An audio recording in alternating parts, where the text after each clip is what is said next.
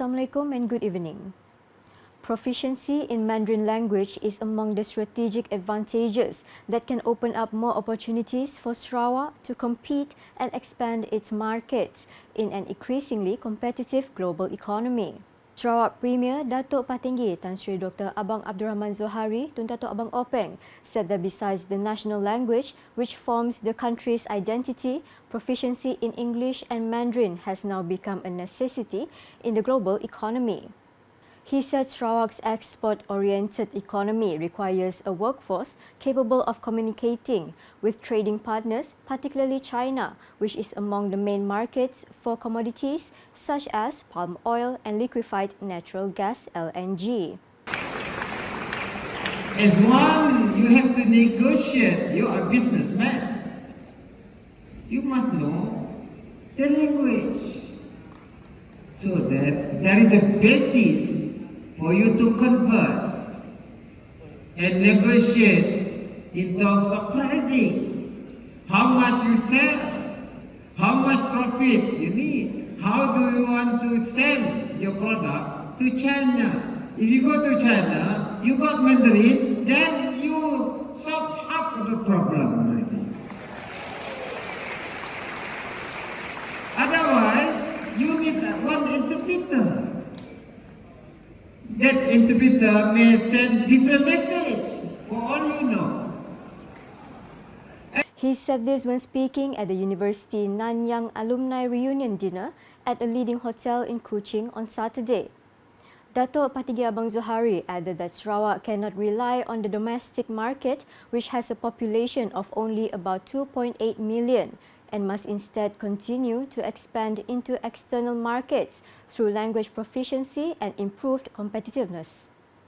He explained that trade in regional countries such as Thailand and Indonesia is to a large extent economically driven by the Chinese community, thereby opening up wide market opportunities for businesses in Sarawak. Meanwhile, Datuk Patinggi Abang Zohari said Sarawak continues to carry out various strategic development projects using its own funds without relying on federal government financing. The Sarawak Premier said one of the major projects being fully funded by the state government is the Autonomous Rapid Transit ART system currently being developed in Kuching. It is Sarawak susah, I tell you. Sometimes our friends in KL, dia kasih, tidak kasih, kasih, tidak kasih. But now we have good revenue, and this ART is financed by Sarawak government alone.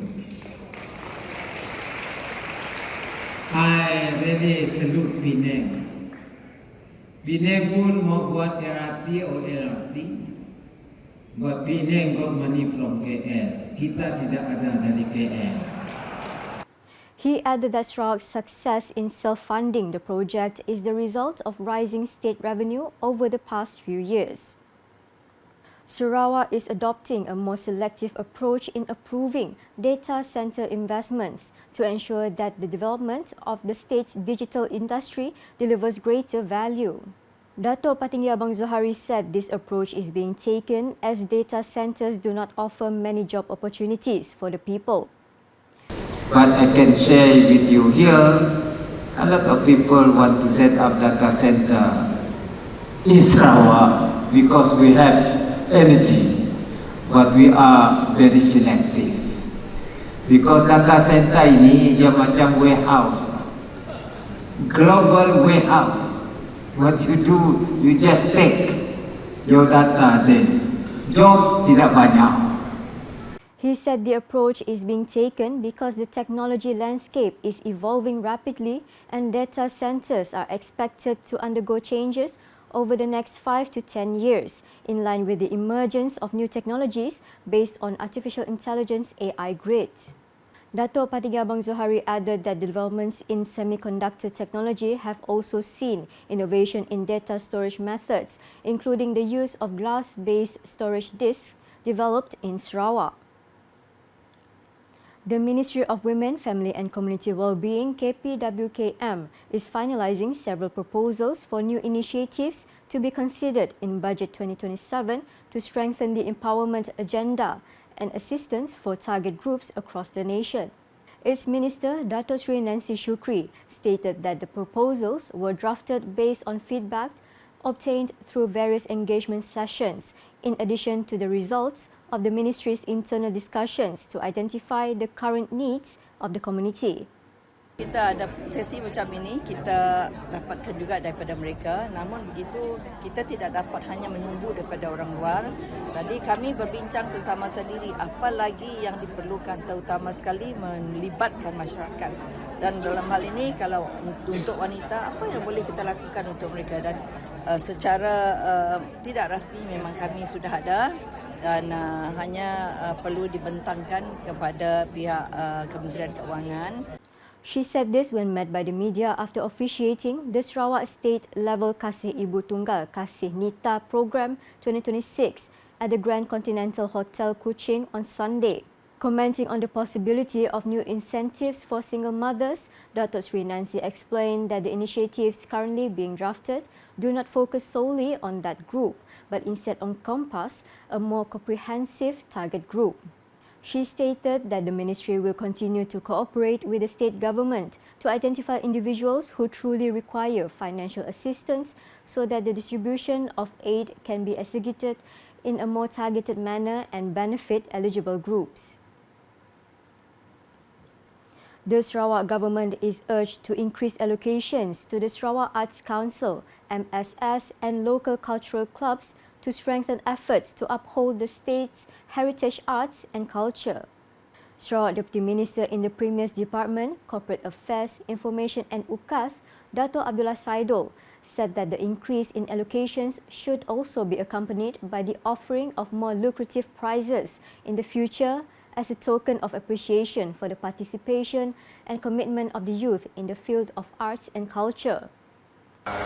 Agensi seperti MS dan banyak lagi kelab-kelab yang lain yang sentiasa aktif dalam aktiviti budaya ni, saya rasa kerajaan harus memberi, saya tidak keberatan untuk cakap lah, saya kata lebihkan sikit lah bajet untuk mereka, hadiah lebih besar sikit daripada apa yang ditawarkan pada malam ini, kerana kita dapat lihat minat warga muda amat menakjubkan lah.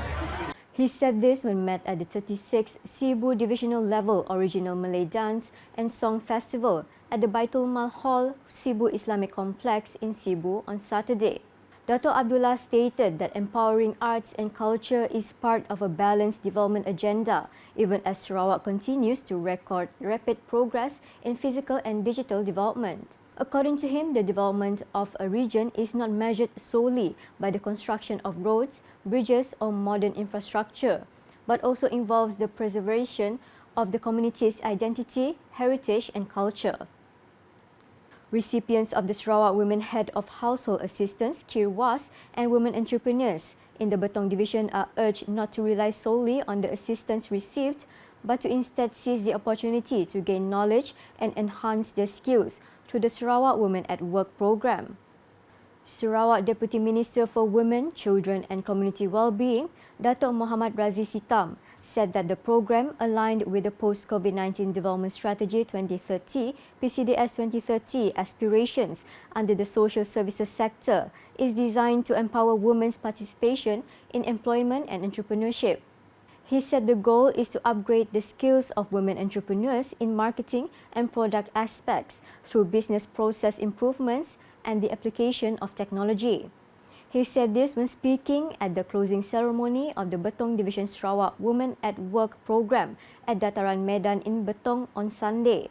The program is a strategic collaboration between the Sarawak Ministry of Women, Children and Community Wellbeing alongside 12 government agencies and statutory bodies, including the Sarawak Women and Family Department and the Sarawak Digital Economy Corporation Berhad.